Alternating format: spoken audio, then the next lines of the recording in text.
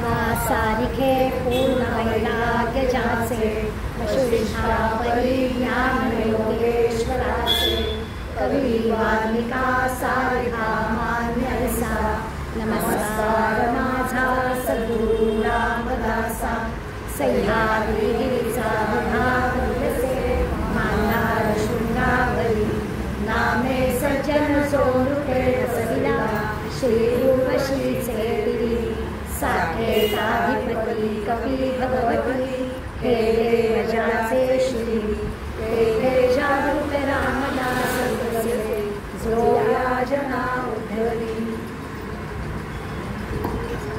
आपण 18व्या दशकाला मागच्या वेळेस सुरुवात केली. त्याचं नावच मी होतं बहुजिनसी. बहुजिनसी म्हणजे भिन्न भिन्न विषय या दशकामध्ये समर्थ आपल्याला सांगणार आहेत. आणि म्हणून मागच्या वेळेस आपल्याला पहिल्या दशकात विविध देवांची माहिती दिली की आपण किती किती देवांच्या आपल्या आपल्या आवडीच्या देवांच्या उपासना करतो. कोणी शंकराची करेल, कोणी रामाची, कोणी मारुतीची, कोणी देवीची. इतकंच कशाला, अगदी मंदिरं जर बघितली तर आपल्याला प्रत्येक गावाच्या वेशीवर भैरवाचं देव दिसतं. वेगवेगळ्या देवांची माहिती, त्यांची उपासना, त्यांची वैशिष्ट्य ही मागच्या वेळेस आपण पाहिली. आणि असं सांगता सांगता म्हणजे ह्या देवांची माहिती, त्यांची उपासना, कोणत्या कारणासाठी कोणत्या देवाची उपासना केलं की कोणता देव प्रसन्न होतो, असं सगळं सांगता सांगता समर्थांनी आपल्याला एक जाणीव करून दिली की असं जरी सगळं असलं तरी देखील खरा देव जो वेगळा आहेच. म्हणजे काही काही एका विशिष्ट याच्यासाठी विशिष्ट देवाची उपासना करत असतील, ते प्रसन्न होत असतील, ते फळही मिळत असेल, त्याच्याबद्दलही त्यांचा विरोध नाही आहे. जरूर करावं. आपल्याकडे किती पद्धतीने 16 सोमवार करतात, काय लोक करतात. काहीतरी एखादी आपली कामना पूर्ण करण्यासाठी काहीतरी उपासना करण्याची पद्धत पडली आणि त्या प्रथेप्रमाणे लोक वागली तर त्याच्यात काही चूक नाही आहे. परंतु समर्थांनी मात्र त्याच समासात जाता जाता आपल्याला सांगितलं सकळ देवांचे मूळ तो हा अंतरात्मा केवळ. हे जे जरी कितीही देव असले, जेवढी माणसं तेवढे देव. गाईची पूजा करतो 33 कोटी देव असं आपण वर्णन ऐकतो. त्यामुळे कितीतरी देव आहे, पण तरी सुद्धा मूळ काय तर अंतरात्मा हे त्या सगळ्या देवांचं सुद्धा मूळ आहे. त्या अंतरात्म्याबद्दलचा विचार आजच्या दुसऱ्या समासात समर्थ करणार. मग आता हा अंतरात्मा काय, त्याला समर्थांनी नाव दिलं आहे सर्वज्ञ, म्हणजे सगळं काही जाणणारा. आपण सर्वज्ञ बोला, हा काम करा अगदी सर्वज्ञ आहे, कुठल्याही विषयात बोला त्याला गती आहेच, त्याला आपण सर्वज्ञ म्हणतो. तसं हा अंतरात्मा जो आहे तो सर्वज्ञ आहे. सगळे विषय त्याला येतात, सगळे विषय त्याला माहिती असतात. आणि मग पुढे शब्द वापरला आहे सर्वज्ञ संग. मग अशा सर्वज्ञाचा संग म्हणजे मैत्री करावी. जो जाणकार आहे, ज्याला सगळं येत आहे, ज्याला सगळं माहिती आहे, त्याच्याशी मैत्री करावी. आता व्यवहारात तरी गोष्ट आपल्याला पटेलच. ती व्यवहारामध्ये आपण म्हणतो की याला सगळं याला विचारणार, बारीकसं जरा काहीतरी आपल्याला बरं नसं झालं ना, आणखी झालेलं नसतं. मग आपण त्यातल्या त्यात आपली जाणकार मैत्रीण कोण आहे तिला विचारतो, अगं आज ना मला असं असं होत आहे. मग ती काहीतरी घरातला उपचार सांगते, कारण आपल्याला माहीत असतं की हिच्या उपचाराने आपल्याला बरं वाटेल. असं व्यवहारात आपल्याला कळतं, आपण कसं वागतो. पण आता इथे जो सर्व देवांचे मूळ तो हा अंतरात्मा केवळ असं म्हटलंय तर सगळ्या देवांचं मूळ पण सांगितलं. व्यवहारामधल्या गोष्टींपेक्षा हा जो सगळ्या देवांच्या ठिकाणी असणारा मूळ कोण आहे तर अंतरात्मा. यालाच आपण जगदीश्वर असं म्हटलं आहे. सगळ्या जगाचा जो ईश्वर, ज्यांनी सगळ्यांना निर्माण केलं आहे, असं सगळ्यांना निर्माण करणारा हा जो जगदीश्वर आहे तोच अंतरात्मा आहे, तोच सर्वज्ञ आहे. पण भानगड अशी आहे की तो दिसत नाही. आता हे तर बरोबर आहे की जगदीश्वर आहे, सगळ्यांना निर्माण केलेलं आहे. काही जरी आपण आजूबाजूला पाहिलं दृश्य जग, त्या दृश्य जगातल्या आपल्या डोळ्यांनी दिसणाऱ्या गोष्टी त्या सगळ्या अगदी माणसाने आपल्या आपल्या कर्तृत्वाने निर्माण केल्या. असं कितीही जरी त्याला गर्व असला तरीसुद्धा त्याच्या मागे ईश्वराची योजना असते असं आपण मान्यच करतो. आणि त्यामुळे सर्वज्ञ जगदीश्वर अंतरात्मा हे मान्य आहे, पण तो दिसत नाही हे पण मान्य आहे की तो दिसत नाही बाबा. आणि इथे ते आपल्याला सांगतात त्याचा संग करा. आता दिसतच नाही आहे तर त्याचा संग कसा करणार असा आपल्या पुढला प्रश्न. तर त्याची सगळी मैत्री कशी करावी, काय केलं म्हणजे त्याची मैत्री होईल. आणि त्या सर्वज्ञाला जाणलं की काय काय जाणण्यासारखं होईल किंवा काहीच कसं जाण्याचं शिल्लक राहणार नाही, असा सगळा विचार आपल्याला आजच्या समासात समर्थ सांगावा. आणखीन एक गोष्ट जाता जाता आपल्या लक्षात येईल की जो कोणी याला जाणतो, या सर्वज्ञाला किंवा या अंतरात्म्याला जो कोणी जाणतो त्याची सगळी काळजी तो भगवंत घेतो. भगवद्गीतेमध्ये भगवंतानी अर्जुनाला आणि अर्जुनाच्या निमित्ताने तुम्हा आम्हाला एक महत्त्वाची गोष्ट सांगितली. आपल्या इन्शुरन्स कंपनीने त्याचाच उचललं आणि योगक्षेमम वहाम्यहम असं आपल्याला सांगून टाकलं. हे योगक्षेमम वहाम्यहम काय आहे तर मी तुमचा योगक्षेम करेन. आता भगवद्गीतेमधला योग आणि क्षेम आणि तुम्ही आम्ही व्यवहारामध्ये म्हणत असणारा योगक्षेम याच्यामध्ये थोडासा फरक आहे, नाही असं नाही, पण तो आपण मान्य केला तरी सुद्धा भगवंत असं म्हणतो जर का तुम्ही मला जाणलं तर तुमचा योगक्षेम मी वाहेल. म्हणजे तुम्हाला रोजच्या व्यवहारी जीवनामध्ये कुठल्याही प्रकारचं न्यून ठेवणार नाही. आता एवढं मोठं सांगितल्यावर खरं तर आपल्याला त्याच्या भजनी लागायला हरकतच नाही की आपल्याला काही न्यूनच ठेवणार नाही आहे. तर मग आपण छान आपण आपलं देवदेव देवदेव करत बसूया. दुपारची वेळ झाली की तो देणार आहे लगेच आपण म्हणू भलतंच काहीतरी सांगू नका, आपला तासभर ठीक आहे, घरी गेल्यावर आम्हाला आमच्याच पोळ्या करायच्या आहेत, आम्हाला कोण लावायचं आहे, आम्हाला कोणी 12 वाजता काही देणार नाही आहे. त्यामुळे ह्याच्यातली ही काही जाणणं आहे ते जाणणं काय आहे ते आपल्याला समजून घ्यायचं आहे. जसं आपण म्हटलं ना की वेगळा दासबोध ज्ञानेश्वरी वाचायची आवश्यकता नाही आहे, नातवंडांचं करायचं म्हणजे दासबोध ज्ञानेश्वरीच केल्यासारखं आहे, हे जाणणं आहे. मग मला हे करता येत नाही याचं दुःख वाटायचं कारण नाही. मग दासबोध ज्ञानेश्वरी वाचताना जो आनंद मिळतो तोच त्या नातवंडांचं करण्यात आनंद मिळतो आहे. उलट पक्षी घरात नातवंडांचं करायला नातवंड जवळ नाही आहे, मग मी मंदिरात जाऊन काहीतरी करेन त्याचा आनंद घेईल. हा जो आनंद घेण्याची गोष्ट आहे ना त्याला जाणणं म्हणायचं. आणि ते जाणणं म्हणजे काय तर ते आपल्याला भगवंत या समासामध्ये सांगणार. आत्मज्ञान करणं म्हणजे जाणून घेणं. आता या जाणण्यासाठी ही जी दृष्टी आहे ती पुरत नाही. ही जी चर्मदृष्टी आहे ती जाणण्यासाठी पुरत नाही. आपल्याला 2 अवयव दिलेत भगवंताने, एक नेत्र दिला आणि मन दिला. हे दोन्ही अवयव आपले असं काहीतरी मिळवण्यासाठी असतात, पण डोळ्यांचा उपयोग या गोष्टीसाठी पुरेसा होत नाही. मग काय होतं मनाचा विचार करावा लागतो. तो समर्थाने 205 मनाच्या श्लोकात पण केला आहे आणि वारंवार सगळ्या दासबोध आपण सांगताय. मनाने ठरवलं तर ते जाणता येतं, त्या जाणण्याचा विचार आपल्याला करायचा. मग आपल्या लक्षात येईल अनन्याश्चिंत यो माम ये जनांपजोपासके. तर ते यजनांपजोपासके असे जे लोक आहेत की हा असा विचार करणारे आहेत त्यांचा योगक्षेम वहाम्यम, त्यांचा योगक्षेम मी वाहील असं भगवंत आपल्याला सांगतो. त्याचा अर्थ आपल्याला कळेल. याचा अर्थ असा आहे की सार काय असार काय योग्य काय अयोग्य काय हे ज्याला कळतं त्याला हा भगवंत कळतो. काय करायचं ते आपल्याला कळलं पाहिजे. त्याच्यात समज आहे जाणतेपणे वर्तले, वर्तले म्हणजे वागले. हां, जाणतेपणे वर्तले पाहिजे नेमस्त असं समर्थ आपल्याला या समाजात सांगणार आहे. म्हणजे काय की जो अशा प्रकारचं जाणतेपणाने वागतो म्हणजे नीट त्याचं वर्तन होतं त्यास तसं वागायला नेमस्तपणे तसंच वागायला हवं. समर्थांचा सगळा वागणुकीवर भर आहे.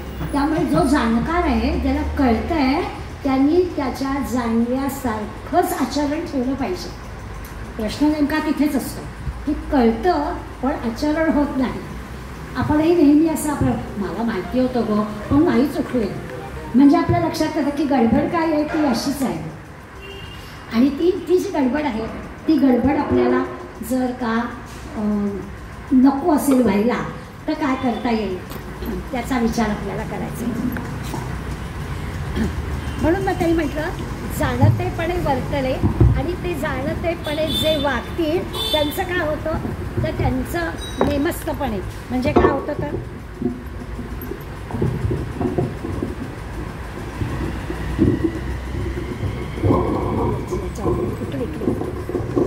अजून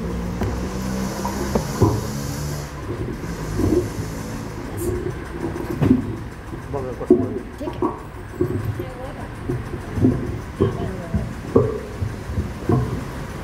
ठीक आहे. तर त्याला आपल्याला जाणायचं. पहिल्या 22 ओव्यांमध्ये या सगळ्या व्यवहारिक याची यादी समर्थाने आपल्याला दिली. ही सगळी आपल्याला खरं म्हणजे वाचली तर आवडेल, कारण आपल्याला असं वाटतं अरे आपलंच वर्णन आहे. हे सगळं आपल्याला समजून घ्यायला कोणाची तरी मदत लागते, आणि अशी कोणाची तरी मदत मिळाली तर ते चांगलं होतं. आता जसं त्यांनी म्हटलं की जाणतेपणाने केलं तर साध्या साध्या गोष्टी असतात, आपल्याला वड्या करायचे अमकीच्या चांगल्या होतात तर आपण तिच्याकडून शिकतो किंवा विचारतो काही टिप्स सांगू. साध्या साध्या गोष्टीसुद्धा आपल्याला कोणीतरी ते सांगावं लागतं, आणि मग ते जाणून घेतलं आणि आपण तसं केलं तर कदाचित अगदी 100% नाही पण काहीतरी यश मिळतं. वारंवार केलं, पुन्हा पुन्हा प्रॅक्टिस केली की मग 100% यश. आणि मग तू काय तुझ्यापेक्षा माझ्या चांगल्या होतात असं पण म्हणायला आपल्याला मागे पुढे पाहायला लागणार नाही, अशी आपली प्रगती होऊ शकते. हा व्यवहारातला भाग झाला. पण अशा व्यवहारातल्या भागासारखं आपल्याला देणारे ते आत्मज्ञानाकडे. मी आपल्याला वारंवार यापूर्वी पण सांगितलं आहे की समर्थांनी त्यांच्या समोर त्यांची छोटी मुलं महंत आहेत. सगळे 12, 14, 15, 20 वर्षाची मुलं हे त्यांचे महंत, त्यांच्या मठात असणारी मुलं आहेत. त्यामुळे त्यांना कसं जमेल, त्यांना कसं पटेल अशी सांगण्याची समर्थांची भूमिका आहे. तेव्हा इथे पण आपल्याला कळेल की आहे दिसायला 27 ओव्यांचा समास, पण त्यातल्या 20-22 ओव्या त्यांनी या कारणासाठी आधी खर्च केल्या. आणि मग हे सांगता सांगता त्यांनी त्यांना आत्मज्ञानाकडे नेलं की सगळ्या गोष्टी जाणकाराकडून शिकाव्या. अगदी भगवंताचे गुण काय आहेत हे जरी आपल्याला कळायला हवं असलं तरीसुद्धा जाणकाराकडे जावं. एक गमतीचा भाग आहे, मी कदाचित पूर्वी बोलले असेल. काही वर्षापूर्वी अशी एक आपल्या महाराष्ट्रामध्ये एक अशी तूम निघाली होती की विसा हवाय शेगावला जाऊन या. शेगावला जाऊन आलात की विसा मिळतोच. असे आता काय महाराजांना काही तेवढंच काम आहे का तुम्हाला विसा मिळावा म्हणून महाराज तिथे बसलेत का? पण एक प्रथा पडते, एक म्हणतो दुसरा म्हणतो, तिसऱ्याला प्रश्न पडतो, तो विचारतो नाही नाही तर अमक्याचं झालं. अशा गोष्टी समाजामध्ये आवडतात लोकांना आणि तो एक आधार वाटतो लोकांना. आधार मिळण्यापुरत्या या गोष्टी बरोबर पण आहेत, ते काही समर्थ चुकत नाही आहे. किंवा समर्थांनी अनेक वेळा असं प्रत्यक्ष दाखवलं आहे पण की समर्थांच्या चुकीच्या म्हणजे समाजामध्ये ज्या चुकीच्या प्रथा आहेत त्या समर्थांनी बदलल्या कशा, आणि ज्याचा काही त्रास होत नाही आहे त्या असेच का ना असं पण कसं केलं. जसं आपल्याला माहिती आहे की पूर्वी कुणाला ताप आला, काही असाध्य रोग झाला की एखादं कोंबडं कापायचं किंवा बकरं कापायचं. का तो देवीचा कोप झाला आहे, एखादं बकरी कापली की ताप. बकरी कापण्याचा आणि तापाचा काय संबंध आहे हे कुणाही शहाण्या जाणकाराला विचारवंताला कळेल. परंतु प्रथा पडली होती. मग समर्थ असं करायचे, त्या भैरोबाच्या देवळामध्ये आधीच रात्री जाऊन बसायचे की उद्या सकाळी इथे बकरी कापली जाणार आहे, आणि मग तिथे थांबायचे. आणि ती लोकं आली आणि आता वरनं घाव घालणार की वरच्या वर त्याची हात पकडायचे आणि म्हणायचे हे काही करायचं. मनगटात पण ताकद होती, नुसती बुद्धीमधली पुरत नाही. अशा ठिकाणी मनगटात पण बळ लागतं. 2 हात करायची वेळ आली तर हिंमत असावी लागते. तर समर्थ अशा चुकीच्या प्रथा ज्या समाजामध्ये होत्या त्या पण ते बदलून टाकत होते. अशा अर्थाने त्यांनी म्हटलं आहे की देवाला सुद्धा जाणायचं असेल तर जाणकारांकडून देव जाणावा. व्यवहार तर जाणावाच पण हा सुद्धा जाणावा. याचा अर्थच असा आहे की समर्थांना या सगळ्या माणसांना तयार करायचं. खरं आहे समर्थांचा ना माणसं तयार करण्याचा कारखाना होता. दाखल होतं प्रोडक्शन काय तर चांगली माणसं निर्माण करणं. चांगली माणसं निर्माण करण्याचं समर्थाला जणू काही वेळ होतं. बरं नुसती माणसं गोळा करायची नव्हती, ती सद्गुणी माणसं गोळा करायची होती. आपण सद्गुण शब्दाकडे येणार आहोत. आज आपल्याला वाटतो तितका हा शब्द साधा नाही आहे बरं का. आपल्याला वाटतं की ज्याच्याजवळ भरपूर गुण आहे तो सद्गुण. आत्मज्ञान प्राप्ती झालेला जो असतो तो सद्गुणी आहे. नुसते आपले व्यावहारिक गुण आहेत, हा बोलतो चांगलं, हा वागतो चांगलं, हा हसतमुख आहे, हा कधीच कोणाशी पटकून वागत नाही, याला आपण सद्गुणी म्हणतोही बरोबर पण आहे. पण इथे समर्थांना सद्गुण शब्द वापरायचा आहे तो आणखीन मोठ्या अर्थाने वापरायचा आहे. तिथे म्हणतात की सद्गुणी म्हणजे आत्मज्ञानी, म्हणजे संतच. संत आत्मज्ञानी असतात. संत आपल्या जीवनातल्या सुखाने हुरळून जात नाही, दुःखाने होरपळून जात नाही. ते येतात सुख येतात दुःख ते स्वीकारतात. अशा प्रकारचं आचरण असणाऱ्याला आपण संत म्हणतो. कुठल्याही संताचं चरित्र बघितलं तरी हे असे प्रसंग आपल्याला त्यांच्या जीवनामध्ये येताना दिसतात. म्हणून त्या सद्गुणांचा म्हणजे त्या संतांचा आपण विचार आज करायचा आहे. आत्मज्ञानी संतांचा विचार करायचा. पण तरी देखील पहिल्या 22 याच्यामध्ये सांगितलेल्या ज्या गोष्टी आहेत त्याचा एक आढावा म्हणून एक 2-5 मिनिटात आपण विचार करूया की कुठल्या कुठल्या गोष्टींमध्ये जाणकाराला धरावं. माणूस ही गोष्ट अशी आहे की 84 लक्ष योनीमध्ये माणसाला भगवंतांनी बुद्धी दिली आहे, नाही अशा प्रभागली, सगळ्यांपेक्षा जास्त बुद्धी दिली आहे. सगळ्या जीवांपेक्षा माणसाला बुद्धी जास्त आहे. आपण नेहमीच वर्णन करतो की सगळ्या जीवांना फक्त दिला ते काय आहे तर त्यांची बुद्धी त्यांच्या अन्न निद्रा आहार शय्या भयमैथुनांच्या एवढ्यापुरतीच दिलेली आहे. तुम्हा आम्हाला तसं नाही आहे, आपल्याला एवढं पुरणार नाही आहे. आहार शय्या भयमैथुनांच्या बरोबर आपल्याला आत्मज्ञानापर्यंत जायचं आहे आणि याच जन्मामध्ये म्हणजे नरदेहामध्येच आपल्याला जन्ममृत्यूच्या चक्रातून बाहेर पडायचं आहे. इतकी सगळी तयारी या नरदेहामध्ये करून माणसाला पाठवलेलं आहे असं आपल्याला सांगितलं जातं. मग असं जर आहे तरी देखील जन्माला आल्यावर आपल्याला आपैसा माऊलींचा शब्द आहे, आपोआप काहीच येत नाही, आपोआप काहीच येत नाही. बाकी सगळ्या जीवांचा विचार केला तर त्यांना जन्मता बऱ्याच गोष्टी न शिकता येतात. आम्ही शिवथळेत पाहतो ना, एवढीशी ती माकलीच्या पोटातून म्हणतात तसं तिथेच असतं ते पिल्लू, पण कधी पटापट उड्या मारायला लागतं कळत सुद्धा नाही आपल्याला. किती गोष्टी आपल्याला की त्यांना काही शिकवावं लागतं, ती जन्मता येतं. मांजराचं पिल्लू लगेच 4 पाय उभं राहतं, चालायला पण लागतं. आपल्याला तसं काहीच येत नाही. आपण जन्माला आल्यावर प्रत्येक गोष्ट आपल्याला शिकावी लागते, कोणीतरी शिकवावी लागते. आणि इथे मात्र समर्थ आपल्याला सांगणार आहे की जाणत्याकडून शिका. आता लहान वयामध्ये तर काय आपल्याला माहिती नाही, आपले आई वडील आजूबाजूला असणारी मंडळी हे सगळे आपले जाणतेच. पण आता तरी आपल्याला कळायला लागल्यावर आपल्याला जे काही शिकायचं आहे ते जाणत्याकडून शिका. म्हणजे कुणाकडून असा प्रश्न येईल, त्याची एक यादी समर्थ आपल्याला देतात. समर्थ म्हणतात, सुरुवात करतानाच म्हणतात आत्तापर्यंत ते झालं. समर्थांची एक छान ही असते की ह्याच्यापूर्वी आपण कितीही चुकीचं वर्तन केलं असेल किंवा आपल्याला कळलं नसेल तरी देखील जाऊ दे, झालं गेलं जाऊ दे. त्यांनी पहिलीच ओळी आहे, नेणपणे झाले ते झाले. नेणपणे याचा अर्थ अज्ञान आहे. अज्ञानाने काय झालं ते झाले ते होऊन गेले. आता परत ते मागच्याचा विचार करायचा नाही. म्हणजे आता काय उपयोग आहे, 70 झाली, जाऊ दे, झाली ती झाली. पुढे उरलेलं किती आहे माहिती नाही आहे, त्याच्यात तरी आपण जाणत्याकडून काहीतरी शिकूया. म्हणून समर्थ तुम्हाला आम्हाला सांगतात, नेणपणे झाले ते ते होऊन गेले, जाणतेपणे वर्तले पाहिजे नेमसं. आता इथून पुढे तरी काहीतरी जाणतेपणाने आपण वागूया असं समर्थ पहिल्याच ओळीत सांगतात. आणि म्हणून यादी देताना पहिली सुरुवात त्यांनी केली की पहिलं काय करा तर जाणत्याची संगत धरा. तेवढं तर आपल्याला कळतं कोण योग्य कोण अयोग्य असं आपल्याला कळतं. तर संगत जरा चांगल्या माणसाची धरावी. संगतीनं बऱ्याच गोष्टी प्राप्त होतात. चांगली संगत मिळाली तर खूप गोष्टी सुलभ होऊन जातात, हा आपला अनुभव असतो. त्यामुळे पहिली सुरुवात त्यांनी केली की जाणत्याची संगत धरावी. दुसरं म्हणाले जाणत्याची सेवा करावी. आपल्याला जो जाणता वाटतो आहे त्याची सेवा करावी. म्हणजे थोडक्यात खरं आहे, वाचता असं वाटतं की ज्याच्याकडून आपल्याला काहीतरी शिकायचं आहे त्याला खुश करावं. लगेच चाऊमीत जेव्हा सांगतात की जाणत्याची सेवा करावी, आधी सांगतात जाणत्याचा संघ धरावा.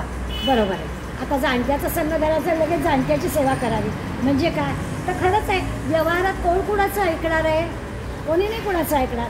त्यामुळे कुणाला तरी कुणीतरी मदत केली तर माणूस कुठेतरी मनामध्ये येतं की अमक्या त्यांनी मला मदत केली, हां मला पण त्याच्या वेळेला मदत केली पाहिजे. हा जो माणसाबद्दल वाटणारा एक आदराचा प्रेमाचा भाग आहे. म्हणून समर्थ लगेच आपल्याला सांगतात की अशी जाणत्याची सेवा करावी. जो कोणी गरजू आहे त्याची सेवा करावी.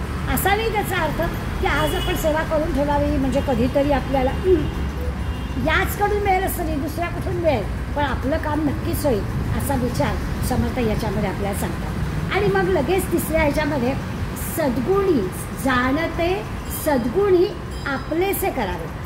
मग अशी मी सद्गुणी शब्द असं म्हटलं की सद्गुण म्हणजे नुसतं चांगल्या गुणांचं असं नाही, तर सद्गुणामध्ये सूक्ष्म ज्ञानदृष्टी ज्याच्याजवळ आहे तो सद्गुणी आहे. आत्मज्ञानाची प्राप्ती झालेले संत आहेत ते खरे सद्गुणामध्ये आहेत आणि ते सद्बुद्धी अशा अर्थाने समर्थ शब्द वापरला. तर त्या सद्बुद्धी असणाऱ्यांचं काय करावं तर त्यांना आपलंसं करावं, त्यांच्याशी माहिती करावी, त्यांच्याबरोबर राहण्याचा प्रयत्न करावा. प्रयत्न केला की आपल्याला त्यांच्याजवळचे गुण कळतात आणि ते आपण करावे. पुढे म्हणतात की अगदी लिहायला वाचायला सुद्धा या जाणत्याकडे शिकावं. आता लिहायला वाचायला शिकावं काय? समर्थांचे मन तर शाळेत जात नव्हते का? लगेच आपल्यासमोर प्रश्न येतो की लिहायला वाचायला शिकावं म्हणजे काय? तर आपल्याला आपण जे शिकतो ना लिहायला वाचायला, आपण मुलांना शाळेत जातो की आपल्याला आपल्या आईवडिलांनी शाळेत घातलं, याच्या मागे उद्देश काय होता? तर आपला व्यावहारिक जो काही जीवनपट आहे तो चांगला चालावा. शिक्षण, नोकरी वगैरे वगैरे, प्रपंच ज्याला म्हणतो, तो सगळा नीटपणे होण्यासाठी हे सगळं सुरुवातीपासून करणं भाग आहे, शाळेत जाणं भाग आहे. एवढ्यापुरताच त्याचा अर्थ आहे का? तेवढ्याच पुरता अर्थ नाही. तर सामान्य गोष्टीसुद्धा लिहिणं वाचणं उदाहरणं राखावी. सामान्य गोष्टीसुद्धा जाणकाराकडून शिकाव्यात असं त्यांनी सांगितलं. जाणत्यासाठी उपकार करावा. जाणता जो आहे त्या जाणत्यावरच उपकार करावा असं म्हटलं नाही हं, जाणत्यासाठी. कारण अशा मंडळींच्या मध्ये असं उपकार करणारेच आहेत. आपोआप चांगली चांगली माणसं एकत्र येतात. आपण असं म्हणतो ना की मठमंदिरामध्ये सगळी त्या त्या विचारांची माणसं एकत्र आपोआपच येतात. काही कुणाला बोलवायला लागत नाही. हे आपैसा होणारी गोष्ट आहे. त्यामुळे जाणत्यासाठी, अशांसाठी उपकार म्हणून गोष्टी कराव्या. पण असं कधी चांगलं काम करायचं ना तर हा जाणकार आहे, ह्याच्यासाठी हे काम करावं. आणि मग पुढे सांगता सांगता म्हणाले उपकार करावं म्हणजे काय? तर शरीर झिजवावं, वरवरचं काम नाही करायचं आहे. तर अगदी आपल्या शरीराला त्रास झाला तरी ते काम करावं. तो विचार कसं करतो, हा जाणकार जो आहे तो विचार कसं करतो ते नीट पाहावं आणि त्याप्रमाणे आपण आपलं आचरण ठेवावं. त्याच्या संगतीत राहिलं की त्याचे विचार कळतात, त्याचं आचरण कळतं, त्याप्रमाणे आपलं आचरण करावं. आणि मग हळूहळू काय होतं तर त्याचं चिंतन मनन होतं. आपोआपच असं होतं की तो जाणता जसा प्रसन्न असतो ना तसा आपण पण प्रसन्न राहतो. अशा पण गोष्टी होतात.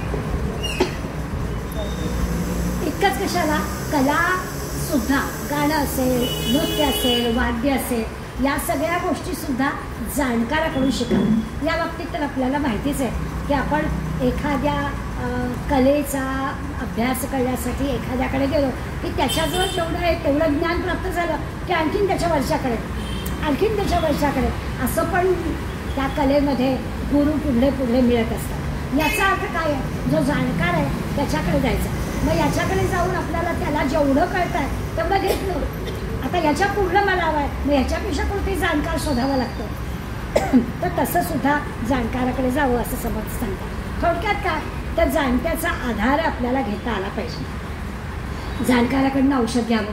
कुणाही आपलं कुणाकडे गेलो आणि तो काय देतोय तसं नाही औषध चालणार. जो जाणकार आहे त्याच्याकडून उपचार करून घ्यावे असं तरी आपल्याला, म्हणजे त्याला परीक्षा चांगली असते.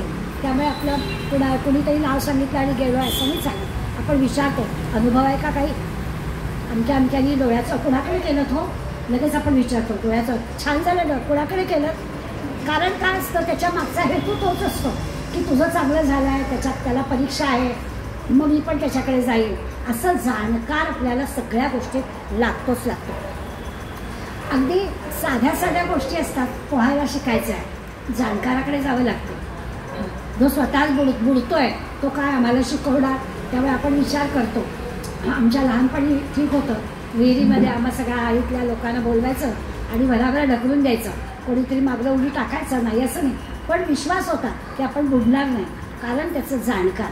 कोणा तरी जाणकाराची प्रत्येकाला मदत लागते. अशी जाणकाराची यादी आपल्याला दिली. आपण आता ती सगळी यादी तुम्ही 22व्या घरी वाचल्या की तुम्हाला कळेल. एक वानगी राखेल 4-5 वेळा मी फक्त आपल्याला सांगितल्या. पण त्यातल्या महत्त्वाचे जे मुद्दे आहेत की जे या आत्मज्ञानापर्यंत नेण्याचे, त्याचा आपण विचार करायचा झाला तर समर्थांनी हे पण सांगायला कमी केलं नाही की तो जाणकार ध्यान कसं करतो, त्याचं ध्यान कसं लागतं ते पण जाणावं.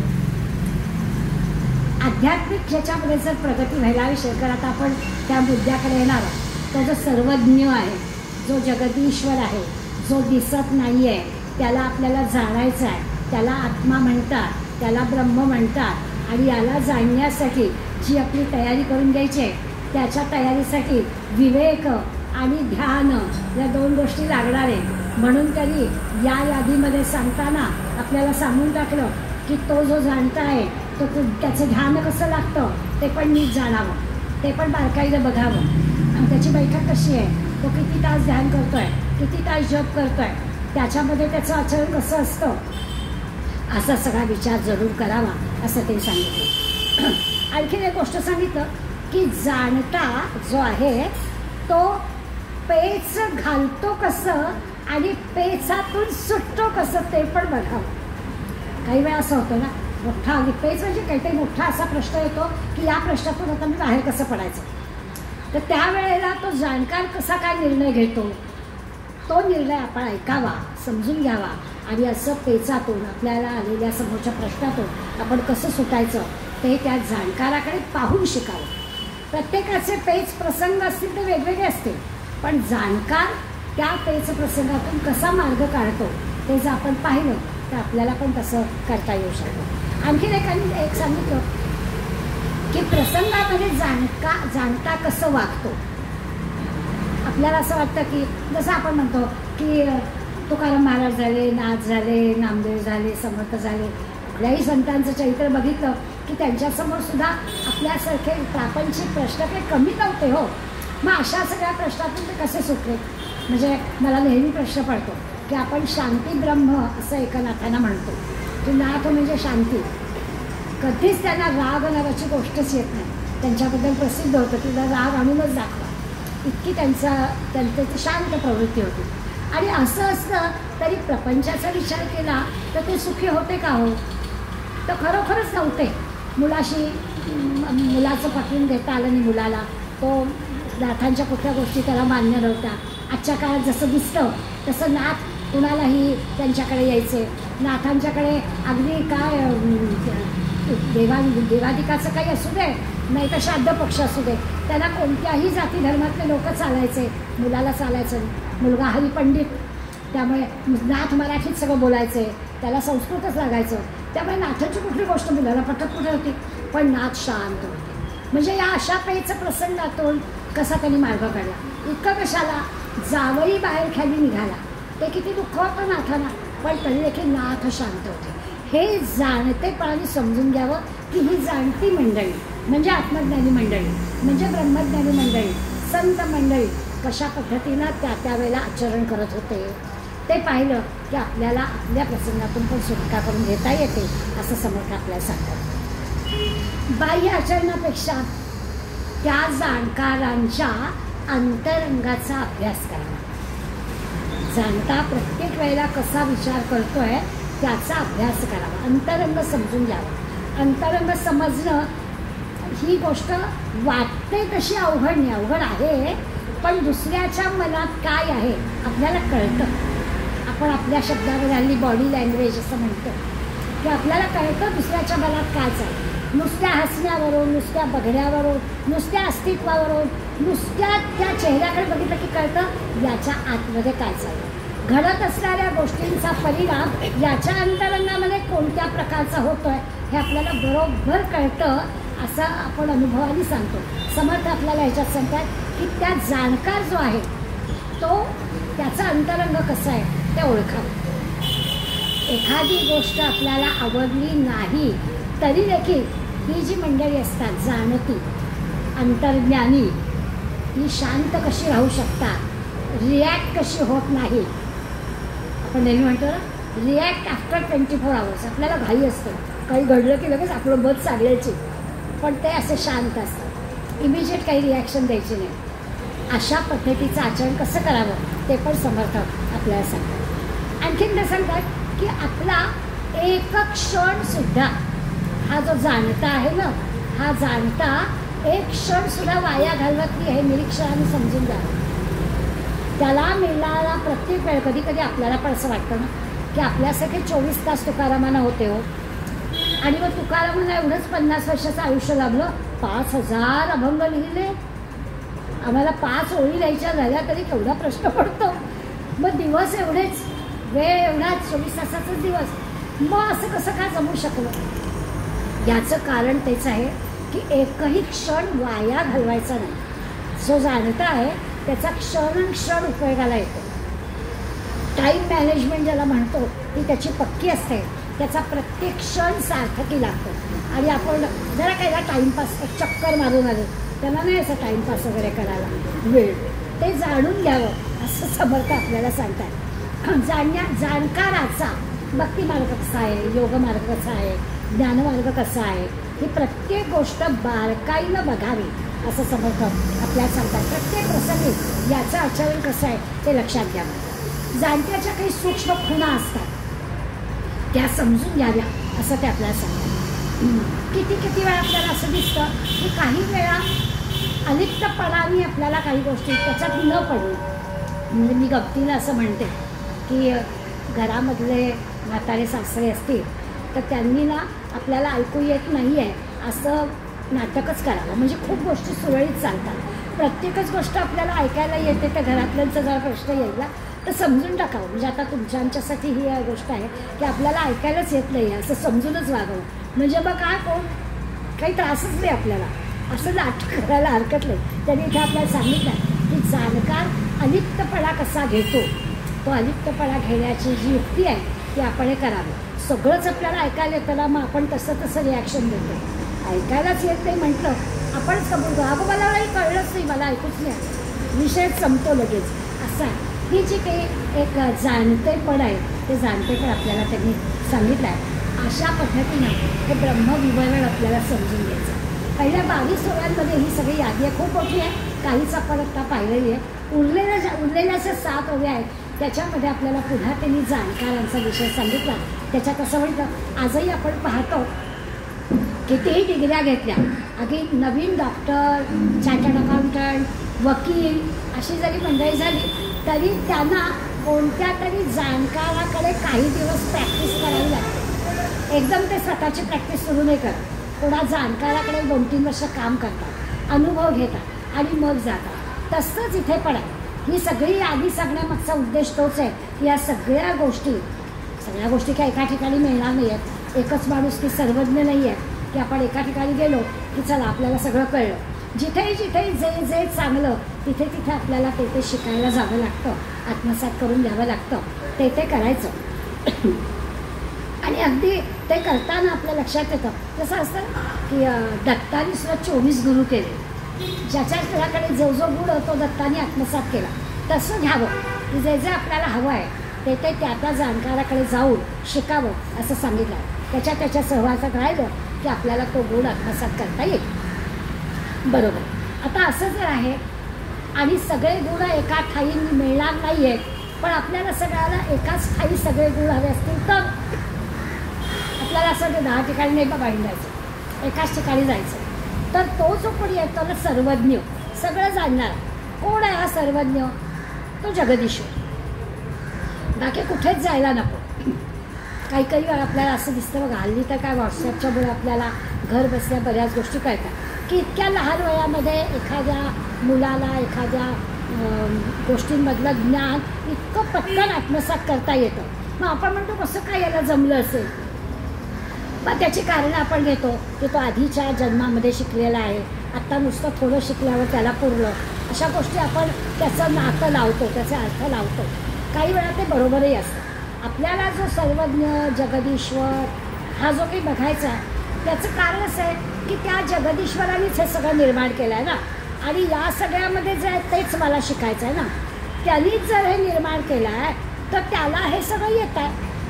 ज्यांनी निर्माण केलं आहे त्याला हे सगळं येतच आहे. म्हणून एका त्याच्याकडे गेलं, त्या जगदीश्वराकडे गेलं की 10 ठिकाणी जायलाच होतं. त्याच्याकडे गेलं की आपल्याला सगळं येतं. एक गंमत म्हणून आपलं हे करायचं की संगीतातल्या परीक्षा दिलेल्या नाही आहेत, काही कुठे शास्त्रीय संगीत शिकायला गेलेलं नाही, अगदी बरोबर. पण अंतःकरण जर असं भक्तीने भरलेलं असेल आणि खरंच त्या भगवंताशी इतकी एकाग्रता साधली असेल तर त्याच्या कंठातून येणारं भावयुक्त भजन आपल्याला किती पटीनं आनंद देऊन जातं. काही शिकलेलं नाही आहे संगीत, पण तरीसुद्धा आपली अंतःकरणामध्ये जी भक्ती आहे ती इतकं छान आपल्याला कानाला गोड वाटतं की अरे आम्ही म्हणतो ना इतकं भावपूर्ण म्हणतात. आणि मला लक्षात येतं की हे काही शिकलेलं नाही आहे कोणी. म्हणजे सर्वज्ञाच्या ठिकाणी गेलं की सगळं प्राप्त होतं. हे समर्थानं आपल्याला सांगायचं आहे. म्हणून ते आपल्याला सांगतात की लिहिणं, वाचणं, संगीत, कला कुठलंही काही घ्या, ज्यांनी हे सगळं निर्माण केलं आहे त्या सर्वज्ञाकडे गेला तर आपल्याला सगळं काही येईल. मग पुढे समर्थ राजकारणी संत होते, मग जाता जाता सांगून पण टाकलं, आत्ताचं नाही हां, समर्थांच्या वेळचं राजकारण शिकायचं असलं तरी देखील तिथेच जा, असं पण त्यांनी आपल्याला सांगून टाकलं. मुद्दा काय तर या कुठलीही गोष्ट शिकायची तर त्या सर्वज्ञाकडे जावं, जाणकाराकडे जावं. वास्तविक असं आहे की हा जो अंतरात्मा आहे तो सर्वज्ञ आहे, असं सुरुवातीलाच आपण पाहिलं. तो जाणता आहे, तो सर्वज्ञ आहे, त्याच्याकडे जाऊन आपल्याला या गोष्टी शिकायच्या आहेत. त्याला ओळखायला हवं आधी. त्याच्याकडे जायचं तर त्याचा पत्ता पाहिजे ना, जायचं कुठे. तर त्या सर्वज्ञाकडे जायचं असेल, त्या जाणकाराकडे जायचं असेल तर त्याला ओळखायला पाहिजे. त्याच्या सत्तेनं सगळं जग चालतं आहे असा हा सर्वज्ञ, त्याचं जे काही कर्तृत्व आहे ते आपल्याला कळलं पाहिजे. मग त्याच्याकडे जायचं म्हणजे कुठे जायचं तर 2 शब्द समर्थांनी सांगितले. विवेकाने त्याला ओळखावं आणि ध्यानाच्या मार्गाने त्याला ओळखावं. आता ध्यानाच्या मार्गाने म्हणजे ध्यान आपल्याला कळतं की भृगुटी मध्यामध्ये एकाग्र चित्त करावं आणि शांत बसावं, म्हणजे काय आपोआप ज्ञान मिळेल का आपल्याला, मग किती काळ लागेल हे असं ध्यान करायला, असे अनेक प्रश्न आपल्या मनात निर्माण होते. आणि यांनी काय होणार आहे अशी शंका पण आपल्या मनात येईल की असं काय ध्यान लावल्याने काय सर्वज्ञ कळणार आहे का, असंही आपल्या मनात येईल. का आपण काही पूर्ण ग्रंथ पाहिल्या वेळं उगाचं ठेवी जे दूषण असं माहिती आहे आपल्याला की आपण सगळा आधी अभ्यास करत नाही, अभ्यास केला ते तो पूर्णत्वाला नेत नाही आणि शंका मात्र आपण मनात हव्या तेवढ्या काढतो. तर तसं होईल. विवेक आणि ध्यान हे 2 शब्द समर्थांनी वापरले आणि या दोनांच्या सहाय्यानं या सर्वज्ञाला म्हणजे जगदीश्वराला म्हणजे अंतरात्म्याला जाणता येतं असं खात्रीने सांगितलं. मग आता असं काय तर हे आपल्याला करायला पाहिजे.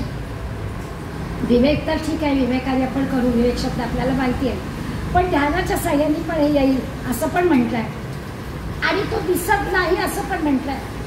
हा जो सर्वज्ञ आहे तो दिसत नाही. सूक्ष्म दृष्टी केली तरी देखील तो लगेच दिसेल असं नाही. नेहमी आपण उदाहरण घेतो, इमारत दिसते, ती इमारत ज्या पायावर उभी आहे तो पाया दिसत नाही. झाड दिसतं, पानं फळं फुलं फांद्या सावली सगळं दिसतं, मुळं दिसत नाही. अगदी तद्वतच आहे. आपल्याला हा जगदात्मा जगदीश्वर ज्यांनी हे सगळं निर्माण केलं ते निर्माण झालेलं दिसत आहे पण तो दिसत नाही आहे. मग तो दिसण्यासाठी हे जे जाणणं आहे ते व्हायला. आपल्याला फळं फुलं पानं दिसली, मुळं दिसत नाही तर आपण जाणतो की ही मुळं ह्या झाडाची किती किती खोलवर गेलेली आहे. एवढा मोठा टॉवर बांधायचा आहे तर किती पाया खणला पाहिजे हे आपल्याला कळतं. पाया दिसत नाही आहे पण ते कळतं. तसं ह्या जगामध्ये चाललेल्या सगळ्या गोष्टी आपण जाणतोय, त्याच्या मुळाशी असणारा दिसत नाही आहे पण जाणतोय, हे जाणणं आहे. आता याचा अर्थ तो जाणता कळायला हवा असेल तर जाणतेपणा आपल्याजवळ यायला हवा. मग जाणतेपणा यायचा म्हणजे विवेक यायला पाहिजे, म्हणजे तो विचार यायला पाहिजे. आता ध्यान शब्द वापरायच्या ऐवजी आपण विचार शब्द वापरायला हरकत नाही. विवेकाने विचाराने या जाणत्याला समजून घेण्यासाठी जाणतेपणा आपल्याकडे घ्यायला हवा, एवढाच त्याचा अर्थ. आता हा जाणतेपणा घ्यायचा म्हणजे काय, व्यवहारात आपल्याला कळतं. आपण 2-4 भावंड होतो तेव्हा आपल्याला ऐकायला लागायचं, तू मोठी आहेस ना, तुला कळतंय. ते जे तुला कळतंय ना ते जाणते पण तुला कळतंय. तो लहान आहे, तू मोठी आहेस, असं आपल्याला लहानपणी ऐकायला कितीतरी वेळा लागलं आहे. ते जे आहे तू मोठी आहेस पण तुला कळतंय, हे जाणणे पण. ते शब्दात सांगता येत नाही, ते दिसत नाही, ते समजणं एवढीच टेक्निक. ते समजायचं, समजून घ्यायचं, त्याला जाणते पण म्हणायचं. आता भगवंतानी हे विश्व निर्माण केलं आहे असं आपण म्हणतो. हा निर्माण करणारा म्हणजे त्याला निर्माता जो आहे तर तो निर्माता आणि जग वेगळं वेगळं आहे. आपण जाणण्याची प्रक्रिया पाहतोय. काय जाणायचं तर हे जाणायचं. झाडाच्या बाबतीत आपण उदाहरण बघितलं तर मुळं दिसत नाही हे पाहिलं, पण ते जोडलेलं तरी आहे, त्या मुळांवर ते झाड उभं आहे. आता इथे आपण पाहतोय की हा भगवंतानी हे सगळं जग निर्माण केलं. कुठलीही गोष्ट निर्माण करण्याच्या मागे तोच आहे, पण तो निराळा आहे. निर्माता असला तरी तो या जगापेक्षा वेगळा आहे. जगातच आहे, त्या प्रत्येक गोष्टीत आहे, पण तरी तो निर्माता, जग आणि निर्माता असं वेगवेगळे पण आहे. असंच होतं, ते जग दिसत आहे, तो निर्माता दिसत नाही. प्रत्येक वेळेला आपल्याला विवेकाने विचाराने सूक्ष्म दृष्टीनं ते पाहायचं आहे, म्हणजे जाणता म्हणजे काय ते आपल्याला कळणार आहे. हेच ते आपल्याला सांगतात. आता हा निर्माता म्हणा, त्याला परमात्मा म्हणा, त्याला अंतरात्मा म्हणा, हा जो कोणी आहे त्याला आपल्याला समजून घ्यायचा आहे. तर तो ज्याला समजतो त्या समजणाऱ्याचा योगक्षेम भगवंत वाहतो. हे भगवंताने आपल्याला शब्द दिला आहे, याला समजून घ्या, या जाणत्याला निर्मात्याला समजून घ्या की तुमचा योगक्षेम तो वाहील. आपल्याला काय वाटतं, माझ्या योगक्षेमाची काळजी मलाच घ्यायला हवी, भगवंत तो काय करणार आहे असं आपल्याला वाटतं. भगवंताने आपल्याला सांगून टाकलं, त्या समोर आपल्याला सांगतात की जो कोणी या अंतरात्म्याला जाणे त्याचा योगक्षेम मी वाहतो. भगवंत म्हणतो मीच तुझा योगक्षेम वाहतो. योग आणि क्षेम असे दोन शब्द आहेत. योग म्हणजे तुला जे काही पाहिजे ते तुला मिळतं, आणि क्षेम म्हणजे काय, तर जे मिळालेलं आहे तो टिकवतो. या दोन्ही गोष्टी तो करतो. योगक्षेम म्हणजे काय, फक्त बालाची वेळ सांभाळतो एवढाच त्याचा अर्थ नाही. आपल्याला जे हवं आहे ते तो मिळवून देतो, आणि जे मिळालेलं आहे तो ते टिकवतो सुद्धा. असा योगक्षेम भगवंत आपला वाहतो. असं भगवंतानी आपल्याला राजविद्या राजगुह्य योग असा सांगितला, तेव्हा शब्द दिला. ते गुह्य आहे, गुप्त आहे असं हळूच सांगितलेलं आहे, पण आपल्याला विश्वास ठेवला पाहिजे. भगवंत अर्जुनाला सांगतोय ते गुह्य ज्ञान समर्थ या निमित्ताने आपल्याला सांगतात. आता ही सगळी गोष्ट जी आहे, ही प्रत्येक गोष्ट या निर्मात्याच्या म्हणजे जगदीश्वराच्या अनुसंधानात आपण समजून घ्यायचं. या सगळ्याच्या मागे तो आहे असं अनुसंधान कायम ठेवायचं. याला उपासना म्हणतात. आता आपण उपासना करतो म्हणजे काय, देवाच्या देवळात जायचं तर आपल्याला सुद्धा ते फुलं तरी घेऊन जाऊ, आणि मग विचार करायला लागला. आपल्याला विवेक, विचार, सूक्ष्मदृष्टी यांनी आता ही उपासना करायची. म्हणजे देवाला फुलं व्हायची एकात व्हायची, आपल्याला आनंद मिळतो. त्याला सुशोभित केलं, फुलं वाहिली की आपल्याला बरं वाटतं. मग ती आपले दारशी फुलं असू दे, बाजारातली असू दे, कुठली असू दे, अगदीच काठीने छत्रीनं दुसऱ्यांच्या आवाजातली ना उज्जत सावी, पण निदान आपली तरी विकत घेतलेली का होईल असायला हरकत नाही. तर असं फुलं व्हायची का हो, उपासनेचा तो एक प्रकार आहे, हरकत नाही. आता आपल्याला सूक्ष्मदृष्टीने समजा या उपासना प्रकाराकडे बघायचं असेल तर आपण कसं बघणार. तर आपल्या असं लक्षात येईल की अरे साधीच गोष्ट देवाला फूल वाहणं ही उपासनेची गोष्ट आहे, बरोबर. साधकानं याचा सूक्ष्मदृष्टीने विचार केला तर समर्थ आपल्याला सांगतात सुकर्म पुष्पांची माळ, म्हणजे आपल्या चांगल्या कर्माची माळ देवाला घालावी. आपण उपासना करताना देवाला फुलं वाहणार ती गोष्ट बरोबरच आहे, पण त्याचा जर सूक्ष्मदृष्टीने विचार करायचा झाला तर समर्थ आपल्याला सांगतात सुकर्म पुष्पांची माळ भगवंताला घालावी. म्हणजे आपलं कर्म चांगलं करा. चांगलं कर्म करणं हीच भगवंताला फुलं वाहणं आहे. आपल्याला असं वाटतं नाही छानपैकी खरेदी करायला फुलं, आज फुलं दे सारखं आपल्याला म्हणा, तर ते करावंच. ती एक उपासना आहे, उपासना पद्धत आहे.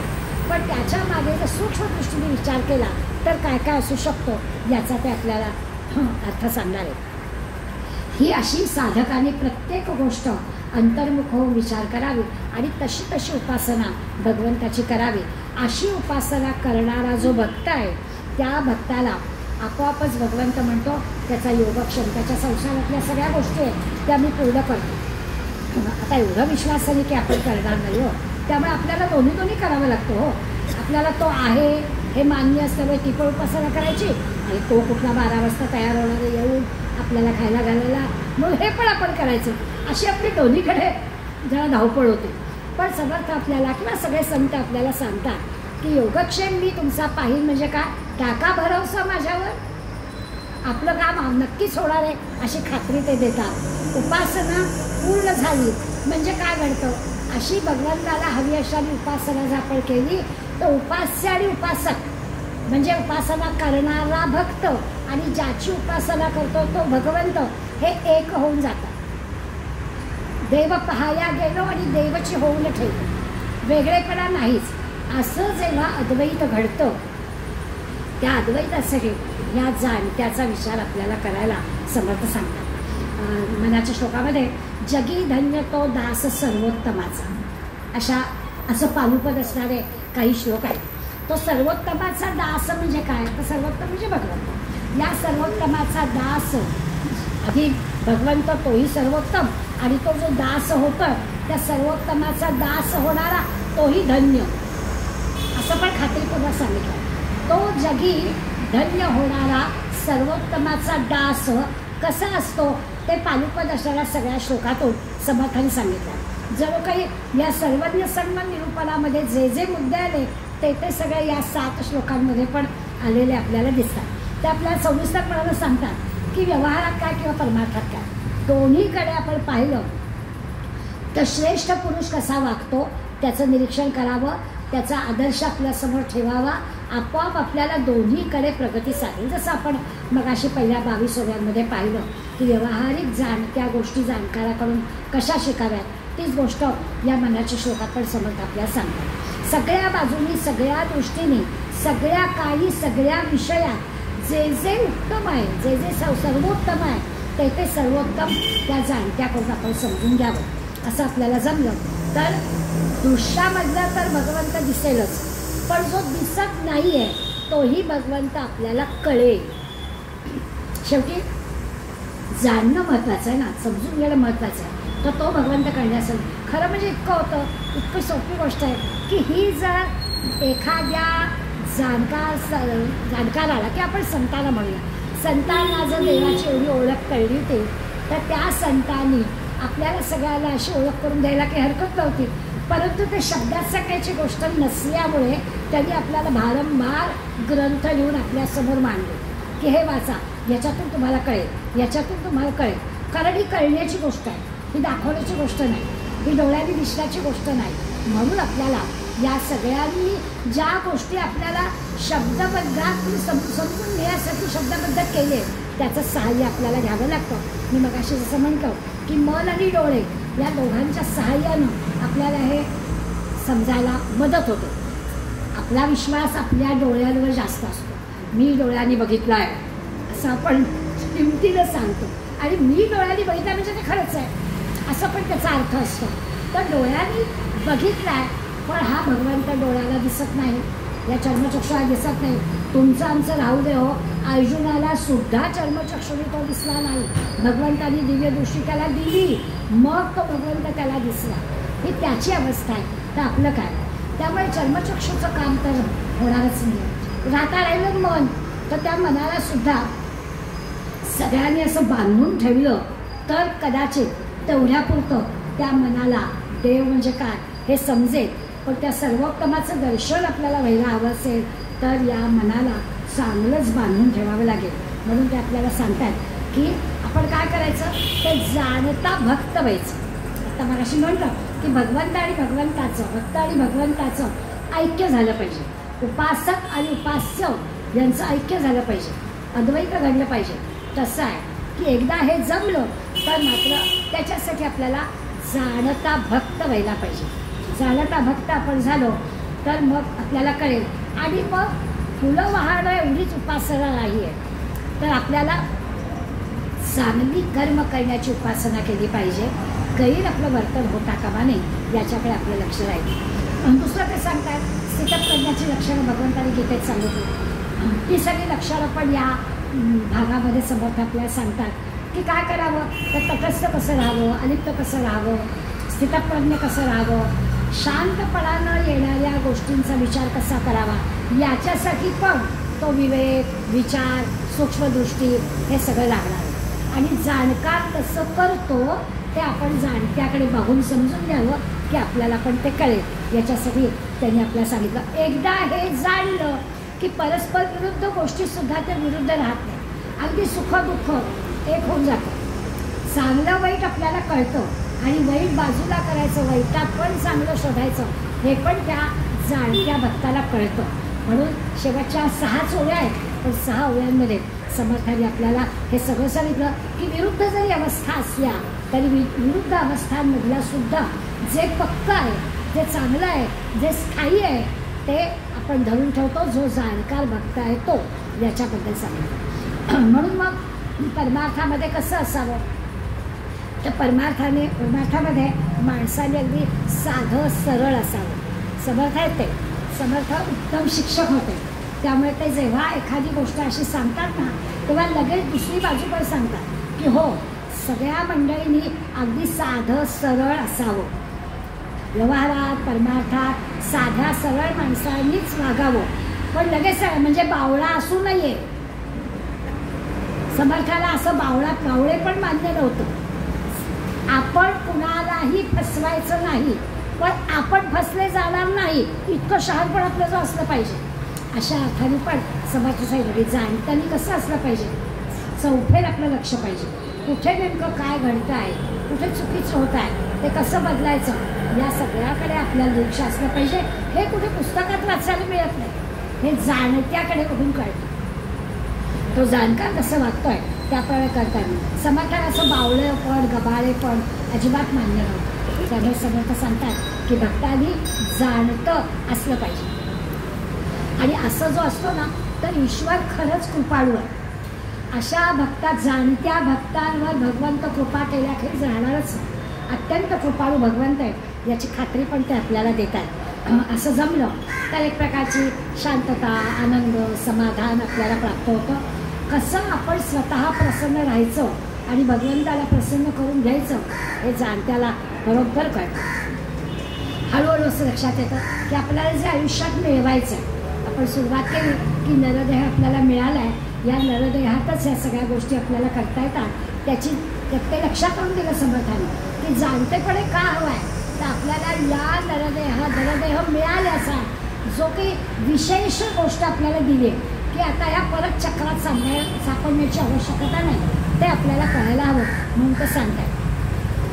आता हे करता करता आपण असं म्हणतो की भक्त असू दे किंवा देव असू दे, या देवांनी भक्तांनी अत्यंत प्रामाणिकपणानं भगवंताची सेवा करावी. अगदी बरोबर आहे. आणि असं प्रामाणिकपणे भगवंताची सेवा, आता भगवंताची सेवा म्हणजे काय, मग एखादा देशभक्त असेल तर तो देशाची सेवा करतो, ती भगवंताची सेवा आहे. एखादा समाजसेवक असेल तो समाजाची सेवा करतो, मग ती सुद्धा भगवंताची सेवाच असेल. आपण असं म्हणू की घरात वृद्ध मंडळी आहे, त्या वृद्धांची सेवा करायला लागते आहे, तर ती भगवंताची सेवाच आहे. घरात लहान मुलं आहेत, या लहान मुलांचं मला करावं लागतं आहे, ती भगवंताची सेवाच आहे. हे सगळं जाणत्याने लक्षात घ्यावं.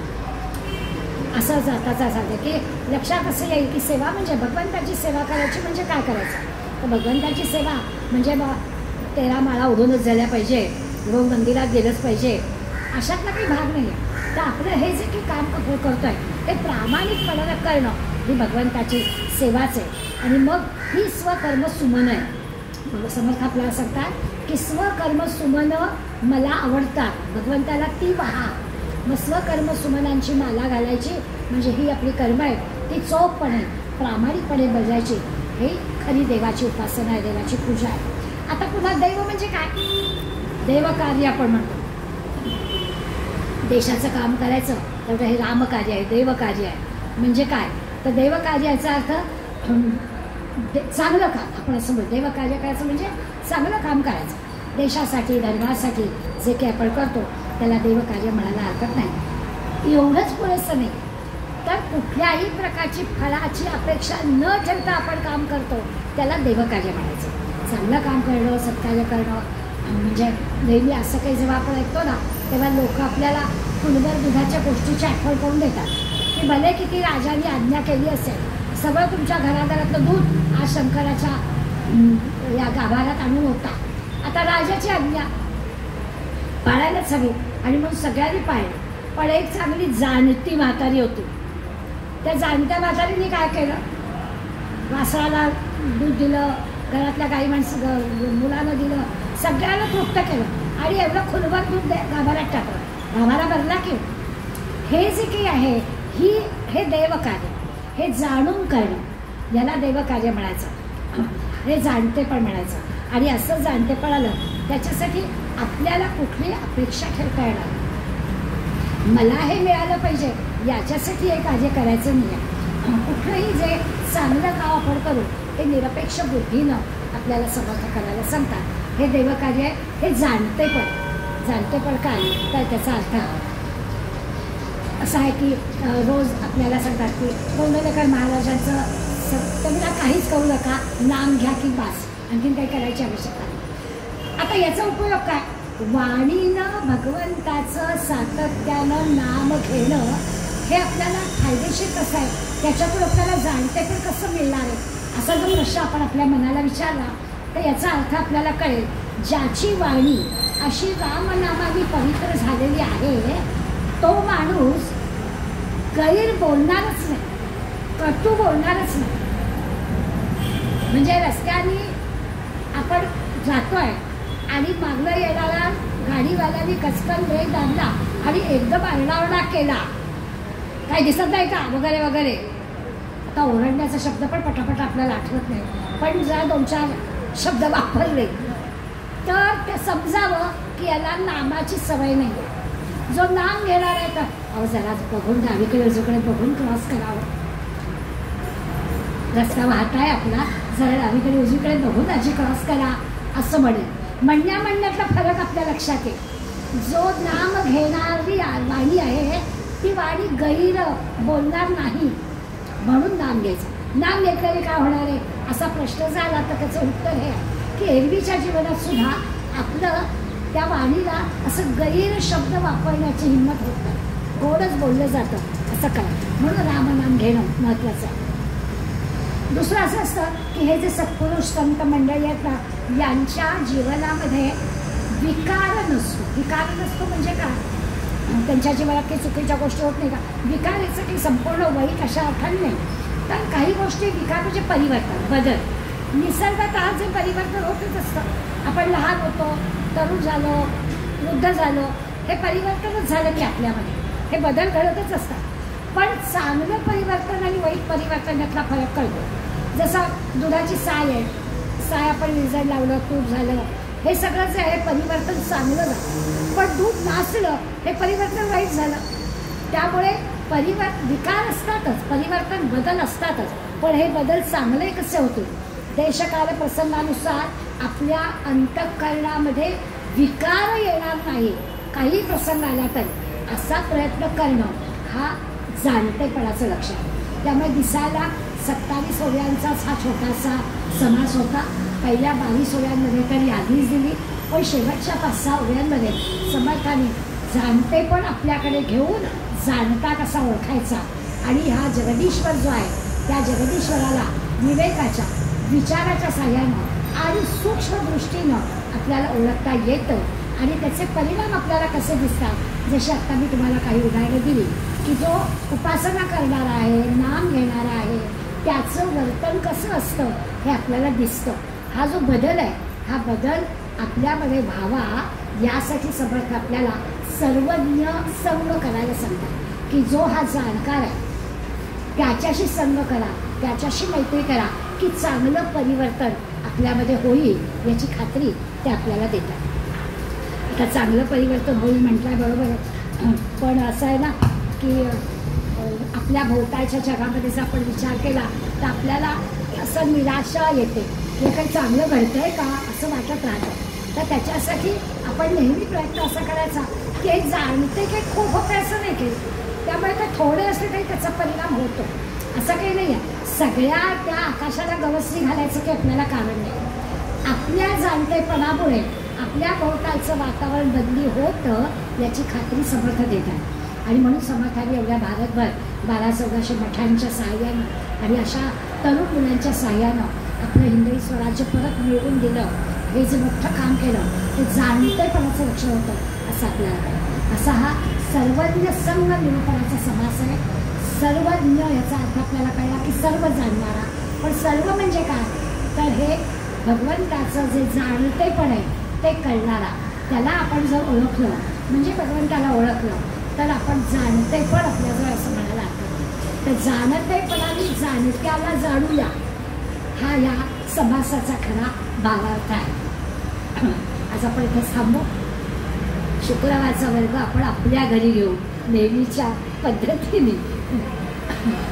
तव स्मरण संतत स्फुरणदायी आम्हा घडो त्वदीय गुणकीर्तन ध्वनि सुरम्य कर्णी पडो स्वदेश हित रक्षणाविण तुझी कथा नावडो तुझ्या समय्या मुची तनु हृदय काळजी पडो जय जय